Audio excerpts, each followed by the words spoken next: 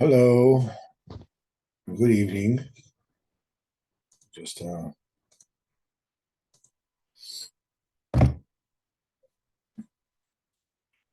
learning Spuramyces today with the Prayer Master.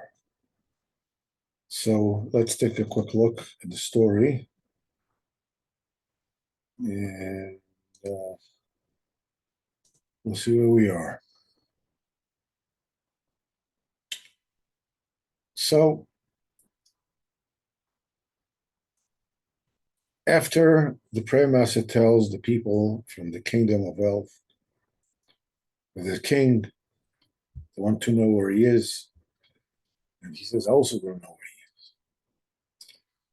He continues, and the story was like this. There was a king and a queen,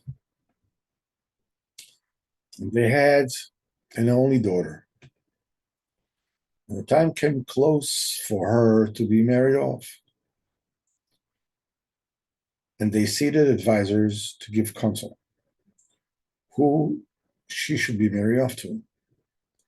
And I too was there among the advisors because the king liked me. My advice was that they should give her to the warrior, because the warrior had done many benefits for us. For he conquered many countries, and therefore it was fitting to give him the queen's daughter for a wife.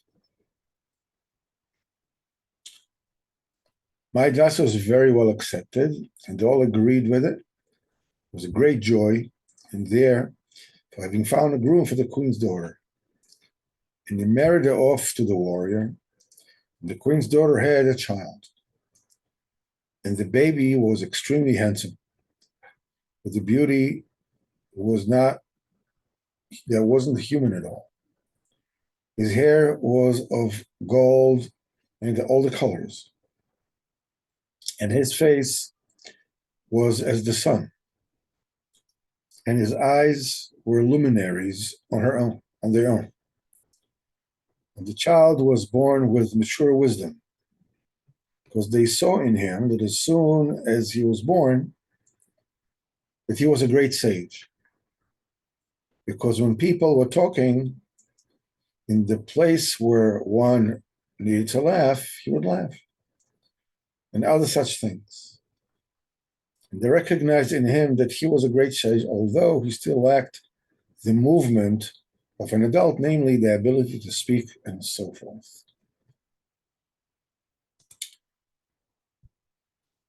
Here we are jumping for the first time to the story of the king and the king and the queen, and the king and the queen have a daughter, and the question was who the daughter should marry.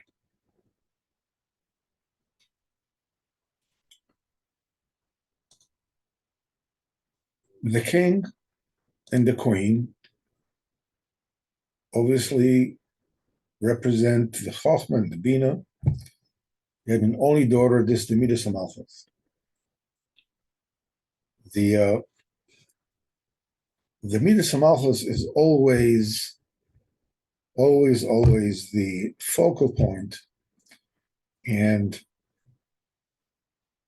the wherewithal with which the meaning of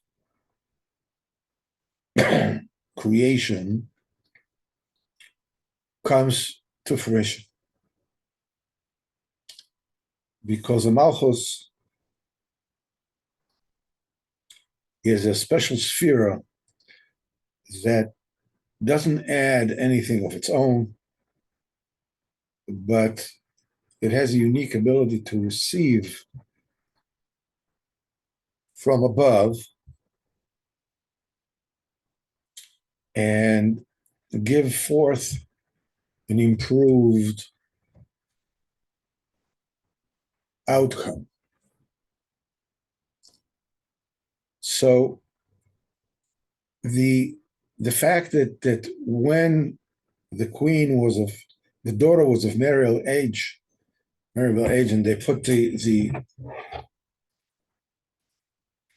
sages, to suggest counselors who should marry her.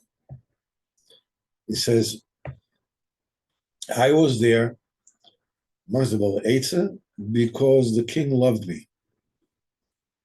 My Eitzah was they should give her the giver.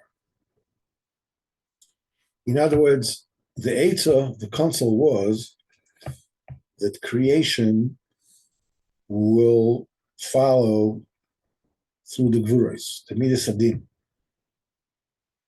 That will bring, ultimately, Tikkun Olam. Because HaKadosh Baruch Hu could have made this world very easily without the Yetzer Hara. Everything will be easy. There won't be any trials and tribulations. Everybody will serve HaKadosh Baruch Hu easily. So why did HaKadosh Baruch Hu make the Yetzer Hara and all the trials and everything?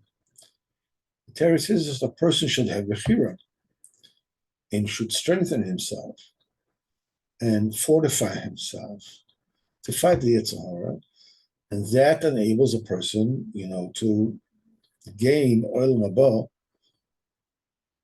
as a repayment for his effort. And he won't be a Nama de Kisufa, it won't be, a bread of shame that somebody receives something for free. So comes the question, why Dafka him, the Baal Tefillah, is the one that suggested that the Gibor, the warrior, should get the Shidduch. It comes to tell us that without prayer, without tefillah, it is impossible to withstand all the tests. And because the truth of the matter is that most of the people, they don't withstand the tests. They get discouraged. Things are difficult. Loneliness is hard. And the Eitzah to overcome all the tests, in one piece, as it were, is only the Tefillah. That's why the Baal Tefillah is the one that understands that you can give the Shidduch to the Giver. And he says, well, the Giver did a few favors for us, he conquered countries. That's what befitting should give the daughter, the daughter of the king and queen to the warrior. And everybody agreed. And she got married and she gave birth to a baby boy. That child is Nefashos Yisrael. There's a Nefashos Yisrael, the Malchus, the Kedusha gives birth to, and the role of Nefashos Yisrael is to be Megala, the Das in the world. The Das, as we'll find out later on who they are, but the Das combines all the people of the king, all the 10 people of the king. And that's why, that when the baby grows up properly, all the holy forces of all the king's men, the Chochmah, and the Ahava, and the Gvura, and all the holy Midos, which is the 10 people of the king, they can be properly expressed. And we said that this baby was beautiful, as we said, that it wasn't even human beauty. And his hair was gold, and they had all different colors. And his face, was like, his eyes was like, his face was like the sun, and his eyes were different lights. We're talking about the merriment that the Kadosh Baruch Hu was getting from Nefashos Yisrael, from the people of Israel, from the hair, from the eyes, from all the limbs of every Jew. every movement of every Jew gives the Kodesh Baruch a different nachas ruach. Yisrael Shabachai Espara. As Rabbeinu says in Torah Zayin, the lowest of the low, the lowest Jew, does a little shake with his pay. Kodesh Baruch Hu has a specific, he glorifies himself, with that as well.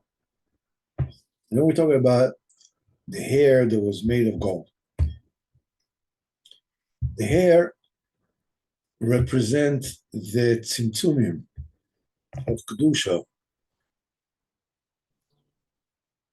And talks about the light comes down through the 7 midos. They say in Tikkun Zohar, that says that David HaMelech had 7 types of gold in his hair. It was redhead. Gold is red. But there's a yellower gold, there's a red gold, and so forth. It's all an expression of Midas Gvura, the Tzimtzum, the Malchus, through which the 7 midos are expressed in this one. There is a bechina of black hair. Now, hair, I'm sorry. Hair in Hebrew is se'ar, is Sarah. Shin Aleph, Shin Ein Reish is how the word se'ar, hair, is spelled. Shin Aleph Reish also spells Sha'al, which means gate. It also means Sha'al, which is rate. In other words, what is the dollar rate for the day? Sha'al dollar is the rate, the exchange rate. Because Sha'al means to measure. It also means estimation. This is Noida Bashar and Baalo, it says in Shir Hashirim. And I'm sorry, in Eshes Chaim. Noida Bashar and Baalo, the Zohar says Kol Chad, every person. Noida Bashar and Baalo, her husband is known in the Sharim, in the gates. So Zohar Kodesh says Noida Bashar and Baalo is Kol Chad, each person, Lefum de Mishar Belibe, commensurately with how he imagines, he estimates the greatness of Kodesh Baruch Hu in his heart, that much Kodesh Baruch Hu shines to him. Every moment of a Jew brings up a nachas ruach, so Hashem is Baruch. And the se'ar is the tzimtzum, the constriction of the light, so it can come down in, the hair is actually a tube. And Al Pi Kabbalah, the great things about hair. So there is black hair. The black hair are signifying the tzimtzum, the constriction, the kedusha.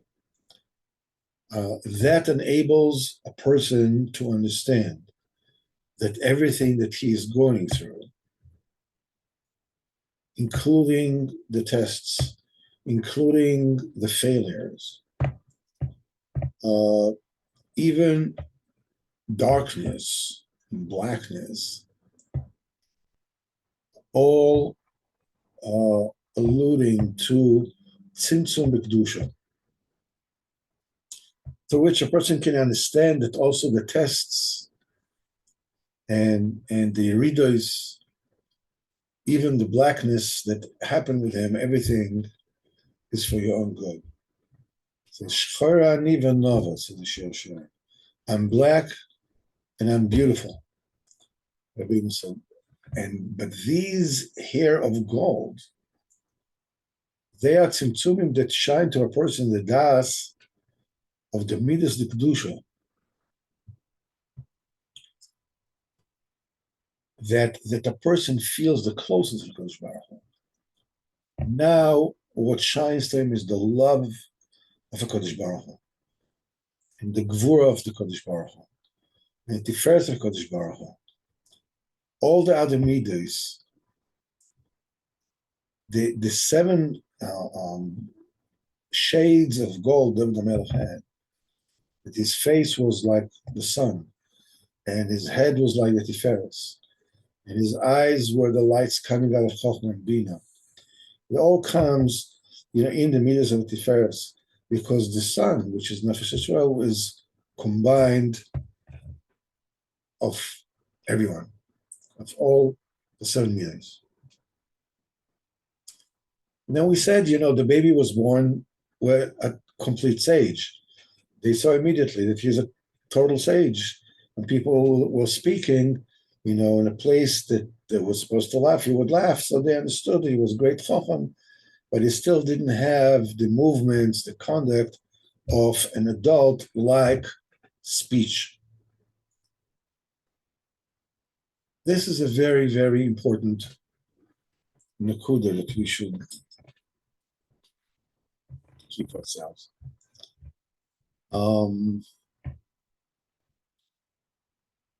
We're small people.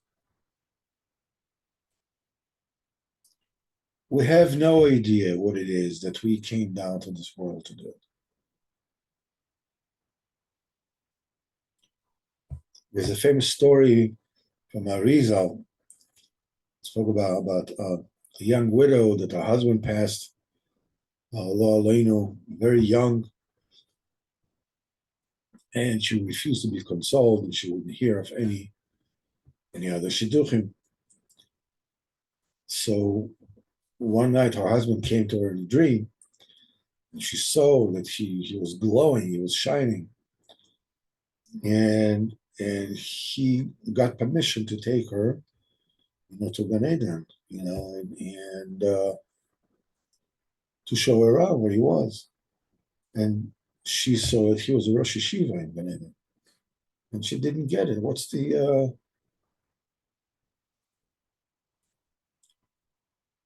how can he be a Rosh Yeshiva? He's not Talmid Chacham, he's not learning, he's not a... So he explained to her, he says, you don't understand what is the real world and what this world is. He says, as far as the real world, which is Olam Haba is concerned, this world is like purgatory.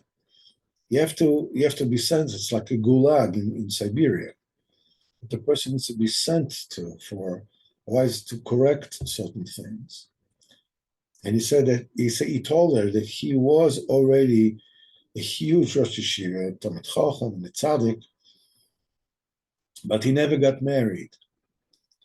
Well, she realized he wasn't even learning when he was married. He was just a seicher, was a businessman, whatever. And very quickly after the marriage, that they had a couple of children, whatever. One of them passed away, whatever. And then the husband passed away, and he told her, you see, when he was born, his only nisayon was that he needed to get married to a very elisha woman, and this was her. What I'm trying to bring from this, it doesn't matter the continuation of the story. What I'm trying to bring forth from this is that we have absolutely no idea what it is that we are doing in this world. None. What did we come to this world to accomplish? I have no idea. Yeah, we have a set of rules, this is what we're supposed to follow, but we see there's a lot of things that we can't do. If we can do, we can only do it like a little bit at a time, a little this, a little that. We can't do this. We are like maybe 1% or 2% of what it is that we can actually do. So what's going on here? What's going on here is, as I said before, we have no idea what we come to this world to accomplish. Okay, so here we go around in this world, not able to do the things that the Torah tells us that we need to do, the Rabbeinu tells us, Tzaddikim tells us we need to do. And we don't even have the ability to talk. We want to daven, we want to pray, and words do not come out. We can bring ourselves, many of us, maybe people can, maybe people can't, can bring ourselves to be able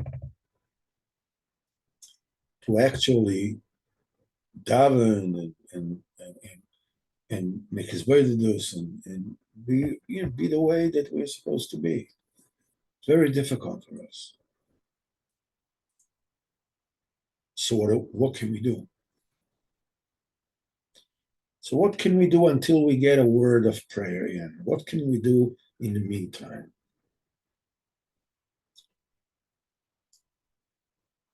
What what should we stay away from? How can we sort of like, keep on the straight and narrow? The answer is with this child, this baby. How did they know that he was a great sage? He couldn't talk because he laughed on about things that were appropriate, which means that laughter that was not appropriate, they did not laugh. We should pick and choose what it is that we laugh about, what it is that we find funny. Stay away from bawdy, raunchy, not sneezdik laughter. Stay away from that. In any way, shape, or form, whatever it is that you can. And wait for the growth to come. People don't realize, we need laughter. We need simcha. We need to prop ourselves up with everything that we can, in any way, shape, or form that we can. But it needs to be very careful from what the Olam call comedy, what the Olam call the humor of the world.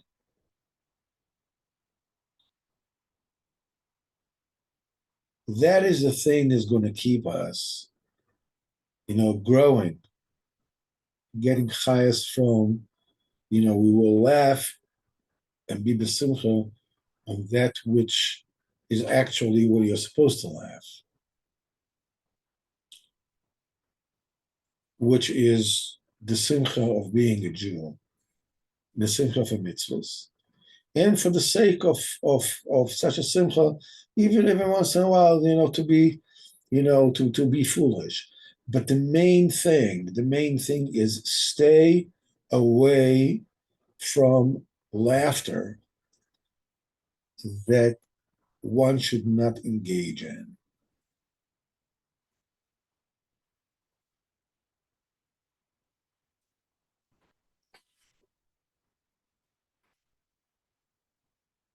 When one stays away from this, one is able to withstand and hold on and have the koyach to go through whatever one needs to go through.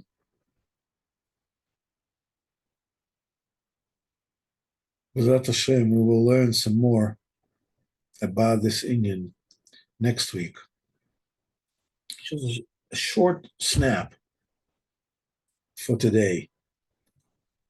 The tzimtzum shebekdusha for us is to be careful from jokiness that doesn't come from kedusha, as much as you can.